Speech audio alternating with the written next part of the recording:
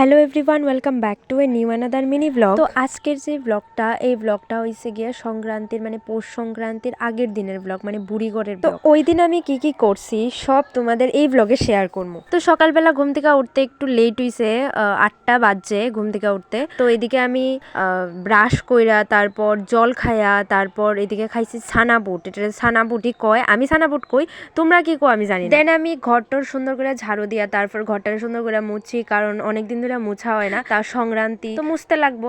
এদিকে আমার বাবা ভিজাইছিল বীজ দান, তো এদিকে একটু রোদ্রে দিছে না, মানে ছড়ায় রাখছে, এদিকে বেশি একটা মুছছি না। তারপরে আমি কিছু কাপড় টাপড় ধুইছি, ধুইয়া সাইরা তারপরে মা কইতাছে যে তুই আজকে রান্নাটা কর। কারণ আমি বেসিক্যালি প্রত্যেকদিন রান্না করি না, যেদিন মা একটু বিজি থাকে তো ওই দিন আমি করি। তো ওইদিকে ভাত ডাল আর ডিম তরকারি রান্না করছি।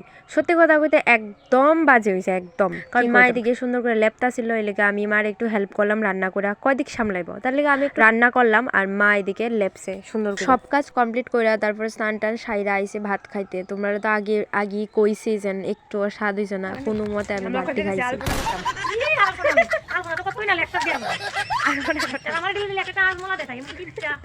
আসলে আলফা করে দিম, আমরা বেট করলাম কালকে, তারা বেট করলাম আজকে। ঠিক আছে, আমি করতাম, লাগতো না, কইরা দিলে সবই লাগে। তারপরে গেছিলাম বৌমনি তারা বাড়িতে, কারণ বৌমনি কইতেছিল বৌমনির একটু হেল্প করতাম আলপনা দিতে।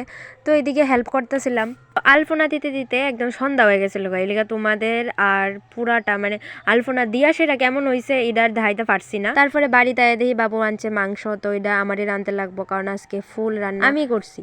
তো গাইস দেখো মাংসটা কেমন হয়েছে। আমি মাংস অনেক ভালো করে রাঁধতে পারি, কিছু না রাঁধতে পারলেও মাংস রাঁধতে পারি। আর এদিকে মার লেগা করছি ডিমের অমলেট, আর এদিকে আসিল দুপুরের ডাল। সবকিছু গরম করে লেগেছি, কারণ ঠান্ডার দিন তো গরম গরম খাইতে ভালো লাগে। তো গাইস কে কে পিঠা খাইছো আমাকে জানাইও। এদিকে আমার জেমা পিঠা বানাইছে, আমাদের দিয়া গেছে, আমি খাইছি, একটা পিঠা খাইছি। তো এদিকে আয় পড়ছিল আবির, কারণ কালকে মানে পৌষ সংক্রান্তির দিন আলপনা করা হইব।